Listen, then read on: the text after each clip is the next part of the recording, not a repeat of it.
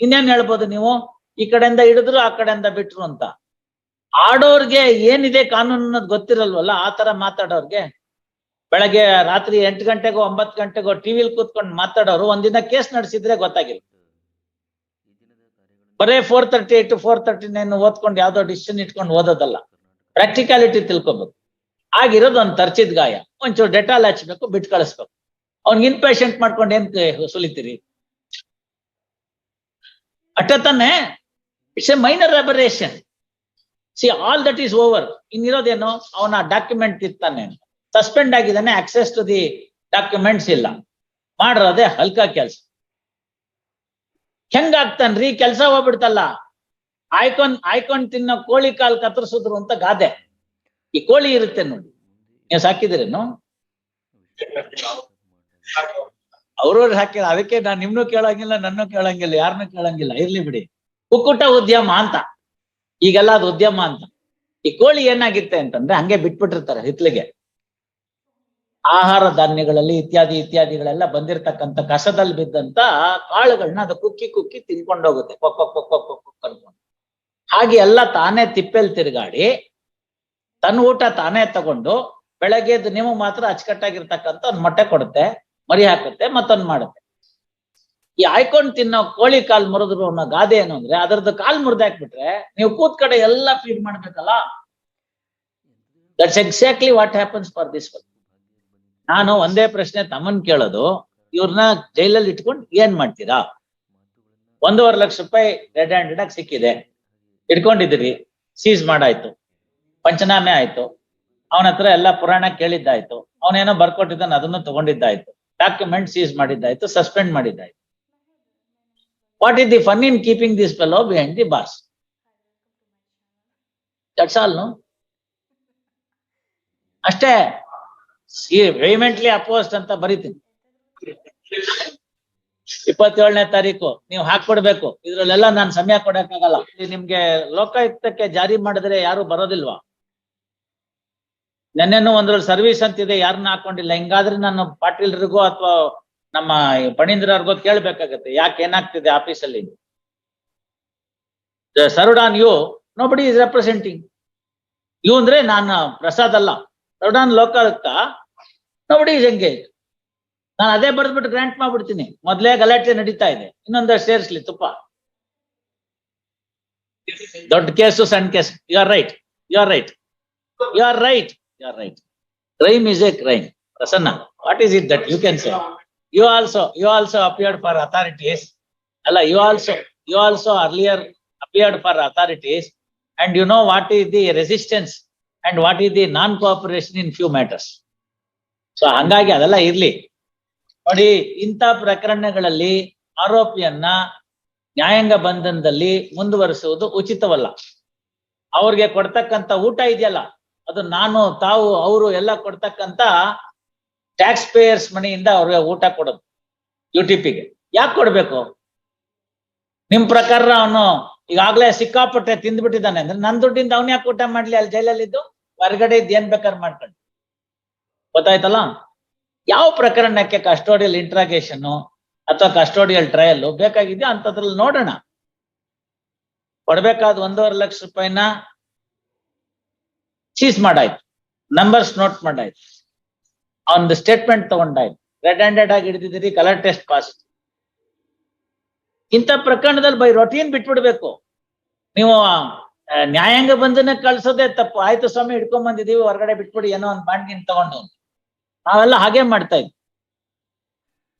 ಅದನ್ನೇ ಸತೀಂದರ್ ಕುಮಾರ್ ಕೇಸ್ ನಲ್ಲಿ honourable supreme ಕೋರ್ಟ್ನವ್ರಿಗೆ ಹೇಳ್ರು, classify ಮಾಡಿ. ಇಂಥ ಪ್ರಕರಣಗಳಲ್ಲಿ ನೀವು ಅಪೋಸ್ ಮಾಡುವಂಥದ್ದು ಏನಿಲ್ಲ. ಹೇಗೂ ಈ ಪ್ರಕರಣ ಎಕ್ಕುಟ್ ಹೋಗುತ್ತೆ, ಆಮೇಲೆ ಅವನ್ಗೆ ಅದೇನೋ ಆಪಲ್ ಹಾರನೋ ಏನ್ ಬೇಕಾದ್ರೆ ಹಾರನೋ ಹಾಕಿಸ್ಕೊತಾನೆ. ಒಡೆ ಹಾರ ಒಂದ್ ಹಾಕಿಲ್ಲ ನೋಡಿ, ಆಂಜನೇಯಂಗ್ ಮಾತ್ರ ಹಾಕಿದ್ದಾರೆ ಒಡೆ ಹಾರ, ತಿಥಿಗ್ ಮಾತ್ರ ತಾನೆ ಹಾಕೋದು, ಅದೊಂದು ಹಾಕಿಲ್ಲ, ಇನ್ನೆಲ್ಲ ಹಾಕಿದ್ದಾರೆ ಹಾರಗಳು. ಆಪಲ್ ಹಾರ, ಆ ಹಾರ, ಈ ಹಾರ, ಹಂಗ ಹಾಕಿಸ್ಕೋತಾರೆ. ಆದ್ರಿಂದ ಈಗ ಎಷ್ಟು ದಿನ ಅವನು ಜೈಲಲ್ಲಿ ಇರ್ತಾನೋ ಅದೇ ಅವನಿಗೆ ಶಿಕ್ಷೆ ಅಂತ ಒಂದು ಭಾವನೆ ಬಂದ್ಬಿಟ್ಟಿದೆ. ಆ ಭಾವನೆಯನ್ನ ಕಿತ್ತೊಗಿಬೇಕು. ಗೊತ್ತಾಯ್ತಲ್ಲ? ಆ ಭಾವನೆನ ಕಿತ್ತೊಗಿಬೇಕು. ಪ್ರಕರಣದ ಅರ್ಹತೆ ಮೇಲೆ ಜಾಮೀನ್ ಕೊಡೋದು ಬಿಡೋದು ಮಾಡ್ಬೇಕು ಅಂತ ಅಭಿಪ್ರಾಯ ಪಟ್ಟಿದ್ದಾರೆ. ನಾನು tell me no, I am not here, that's not a ground for, see that is not a ground to detain, that is not a ground to reject. ನಿಮ್ಮ ಪಾಯಿಂಟ್ ಕರೆಕ್ಟ್ ಆಗಿದೆ, ಅಲ್ಲ ನಿಮ್ ಪಾಯಿಂಟ್ ಕರೆಕ್ಟ್ ಆಗಿದೆ. ಒಂದು ವೇಳೆ ಇಂತಹ ವ್ಯಕ್ತಿಗಳನ್ನ ತಿರ್ಗಾ ವಾಪಸ್ ಬಿಟ್ಬಿಟ್ರೆ ಇಟ್ ಎನ್ಕರೇಜಸ್ ಅಂತ ಮೊನ್ನೆ ಬರ್ದಿದ್ದೀನಿ, ಎನ್ಕರೇಜಸ್ ದಿ ಅದರ್ಸ್ ಅಂತ. ಅದರಿಂದೆಲ್ಲ ಇಲ್ವೇ ಇಲ್ಲ. ನೀವು ಆರ್ಗ್ಯುಮೆಂಟ್ ಇಲ್ಲ, ನೀವು ಆರ್ಗ್ಯುಮೆಂಟ್ ಮಾಡಲ್ಲ. ಕಲ್ಬುರ್ಗಿಲಿ ಒಂದು ಕೇಸಲ್ಲಿ ಆಗಿ ಹಂಗೋ ಹಿಂಗೋ ಮಾಡಿ ಏನೋ ಮಾಡಿಸ್ಬಿಟ್ಟು ರೀಇನ್ಸ್ಟೇಟೆಡ್ ಮಾಡ್ಕೊಂಡಿದ್ದಾನೆ, ತಿರ್ಗಾ ಇನ್ನೊಂದ್ರಲ್ಲಿ ಸಿಕ್ಕಾಕೊಂಡ. ನೆಕ್ಕೋ ನಾಯಿಗೆ ಲಿಂಗ್ವೇನು ಪಾಣಿಪೀಠವೇನು ಅಂತ ಗೊತ್ತಾಯ್ತಲ್ಲ, ಅವ್ನು ಇನ್ನೊಂದ್ರಲ್ಲಿ ಸಿಕ್ಕಾಕೊಂಡ. ಹಂಗೋ ಹಿಂಗೋ ಒಂದ್ರಲ್ಲಿ ಏನೋ ಮಾಡಿ ಅವ್ರನ್ನ ಸಸ್ಪೆನ್ಷನ್ ರಿವೋಕ್ ಆಯ್ತು ಅಂತ ಇನ್ನೊಂದ್ರಲ್ಲಿ ಸಿಕ್ಕಾಕೊಂಡ. ಏನು ಮಾಡಕ್ಕಾಗಲ್ಲ, ಹೀನ್ ಸುಳಿ ಬೋಳ್ಸಿದ್ರು ಹೋಗಲ್ಲ ಅಂತ ಗಾದೆ. ಇವರು ಆ ತರದವ್ರು ಇದ್ದಾರೆ, ಇಲ್ಲ ಅಂತ ನಾನು ಹೇಳಲ್ಲ. ಬಟ್ ನೀವು ಜೈಲ್ನ ರಿಜೆಕ್ಟ್ ಮಾಡೋದಕ್ಕೆ ಜಸ್ಟಿಫಿಕೇಶನ್ ಬೇಕು. By allowing a person to languish in the jail is not a ground to reject, especially in a matter of this nature. ಸಾಕ್ಷ್ಯ ನಾಶ ಪಡಿಸುತ್ತಾನೆ ಅನ್ನೋದು ಮೊದಲನೇ ಭಾಗ ಇರಬೇಕು, ವಿಚಾರಣೆಗೆ ಹಾಜರಾಗುವುದಿಲ್ಲ ಅನ್ನೋದು ಎರಡನೇ ಭಾಗ ಇರಬೇಕು. ಇವೆರಡೇ ಪ್ರಮುಖವಾಗಿರ್ತಕ್ಕಂತಹ ಅಪರಾಧ, ಇದು grounds for the prosecution to oppose the bail. ಮೂರನೇ ಗ್ರೌಂಡ್ ಏನು, ಪುನಃ ಅಂತಹ ಕೃತ್ಯಗಳನ್ನ ಅವನು ಎಸಗಬಹುದು ಅಂತ. ನಾಲ್ಕನೇದೇನು, ಸಮಾಜಕ್ಕೆ ಕಂಟಕನಾಗಬಹುದು ಅಂತ. 12 ಪ್ಯಾರಾಮೀಟರ್ ಹಾಕಿದ್ದೀನಿ ನಾನು, ಒಂದಲ್ಲ. ಆ 12 ಬರಲ್ಲ ಇದರಲ್ಲಿ. Now he has lost his job. You have kept him under suspension, the concerned department. He cannot go back there. ಒಂಚೂರು ಸಸ್ಪೆನ್ಷನ್ ಅಲೋಯನ್ಸ್ ಕೊಡಬೇಕು ಮಾಡಿ. On the contrary, I would request, ತಾವು ಬಹಳ ಪ್ರಕರಣಗಳಲ್ಲಿ ತುಂಬಾ ಚೆನ್ನಾಗಿ ಸಹಕಾರ ಕೊಟ್ಟಿದ್ದೀರಿ ಕೋರ್ಟ್ಗೆ, ಇಲ್ಲೂ ಕೊಡಿ. ಏನು ಈಗ ರೈಡ್ ಮಾಡ್ತಿರೋ ಅದಕ್ಕೆ ಇಲ್ಲೆಲ್ಲ ಬರುತ್ತಲ್ಲ, ಪೆನ್ನಲ್ ಕ್ಯಾಮ್ರಾ, ಗುಂಡಿಲ್ ಕ್ಯಾಮ್ರಾ ಅಂತ. ಆತರ ಒಂದು ರೆಗ್ಯುಲರ್ ಕ್ಯಾಮ್ರಾ ಇಟ್ಕೊಂಡು ಡೈರೆಕ್ಟ್ ಆಗಿ ಒಂದು ಕ್ಯಾಮ್ರಾನ ಇಟ್ಕೊಳ್ಳಿ, ಬೇಕಾದ್ರೆ ವಿಡಿಯೋ ಕ್ಯಾಪ್ ಮಾಡ್ಕೊಂಡು ಎಲ್ಲ ವಿಡಿಯೋ ಮಾಡ್ತಾರೆ. 161 provides you for that was amended 2009 amendment provided the statements of the charge sheet witnesses can be by audio video method. Second proviso to 161 is that ತಗೊಳ್ಳಿ, ಅದನ್ನ ಅದರ ಅಡ್ವಾಂಟೇಜ್ ತಗೊಂಡು ಮಾಡಿ. ಅವನ್ ಹಾಸ್ಟೆಲ್ ಆಗ್ಬಾರ್ದು. ಅಲ್ಲಿ ಹೋಗಿದ್ದಾಗಿಂದ ಹಿಡಿದು ಅವನ ಕೈಲಿ ಕೊಟ್ಟು ಕಳ್ಸಿರಿ ಶಾಡೋ ವಿಟ್ನೆಸ್ ಒಂದು ಪೆನ್ನ. ಕ್ಲೈಮ್ ಮಾಡಿದ್ದು, ಎಲ್ಲಿ ನಿಂತಿದ್ದ, ಎಲ್ಲಿ ಬಂದ, ಅವ್ನು ಡಿಮಾಂಡ್ ಮಾಡಿದ್ದು, ತಕ್ಷಣ ಕೇಳಿದ್ದು, ಕೊಟ್ಟಿದ್ದು, ಅವನು ಎಲ್ಲಿ ಇಟ್ಕೊಂಡಿದ್ದ, ಫೈಲ್ ಕೆಳಗಡೆ ಇಟ್ಕೊಂಡ, ಎಡಗೈಲ್ ಜಾಬಲ್ಲಿ ಇಟ್ಕೊಂಡ, ಬಲ್ಗ, ಓವರ್ ಎವಿಡೆನ್ಸ್ ಎಲ್ಲ ರೆಡ್ಯೂಸ್ ಆಗ್ಬಿಡುತ್ತೆ. Just play the video clip, this is the things that happened at the time of raid ಅಂತ ಹಾಕ್ಬಿಡಿ. ವಿಡಿಯೋ ಕ್ಲಿಪ್ ಇಸ್ ಫರ್ನಿಶ್ಡ್ ಅನ್ನಿ. ಅದ್ ಹೆಂಗ್ ಅಕ್ವಿಟಲ್ ಆಗುತ್ತೆ ನಾನು ನೋಡೋಣ. ನಮ್ಗೆ ಇಚ್ಛೆ ಇದ್ರೆ ಇದನ್ನ ಮಾಡಿ, ಹೇಳಿ. ಯಾವ ಫಂಡು ಇಲ್ಲ ರೀ, ಅದ್ಯಾವ್ದಕ್ಕೆ ಹಳೆ ತಾತನ ಕಾಲದ ಟೇಪ್ ರೆಕಾರ್ಡರ್ ಕೊಟ್ಟು ಕಳಿಸ್ತೀರಿ. ಅವ್ನು ಯಾವಾಗ ಹೇಳಿದ್ರೆ ಬೈ ಮರ್ತ್ ಮಿಸ್ಟೇಕ್ ನಾನು ಕೆಂಪ್ ಬಟನ್ ಹತ್ಬಿಟ್ಟು ಕಪ್ ಬಟನ್ ಹತ್ಕೊಂಡು ಹೋಗ್ಬಿಟ್ಟಿದ್ದೆ ಅಂತ ಬಂದು ಹೇಳ್ತಾನೆ. ಹಾಸ್ಟೆಲ್ ಆಗೋ ಯಾವ ಬಟನ್ ಬೇಕಾಗಿಲ್ಲ, ಎಲ್ಲ ಬಟನ್ ಇಲ್ಲೇ ಇರುತ್ತಲ್ಲ. ಸೊ ದೇರ್ ಫೋರ್ ಇದೆಲ್ಲ ಅದೆಲ್ಲ ಫಂಡಿಂದೆಲ್ಲ ಅಲ್ಲ, ಫಂಡ್ ಎಲ್ಲ ಏನಿಲ್ಲ, ಅದೆಲ್ಲ ಎಕ್ವಿಪ್ಮೆಂಟ್ಸ್ ಎಲ್ಲ ಇವತ್ತೆಲ್ಲ 3,000 ರೂಪಾಯಿಗೆ ಸಿಗ್ತಾ ಇದೆ. 3,000 ರೂಪಾಯಿಗೆ ಪೆನ್ ಕ್ಯಾಮ್ರಾ ಸಿಗ್ತಾ ಇದೆ, ಆಡಿಯೋ ವಿಡಿಯೋ ರೆಕಾರ್ಡ್ ಮಾಡ್ಕೊಳ್ಳೋದು. It can store up to 2 GB. ನಿಮ್ ರೈಡ್ ಎಷ್ಟೊತ್ತಾಗುತ್ತೆ? 3 ನಿಮಿಷ, 5 ನಿಮಿಷ ಅಷ್ಟೇ.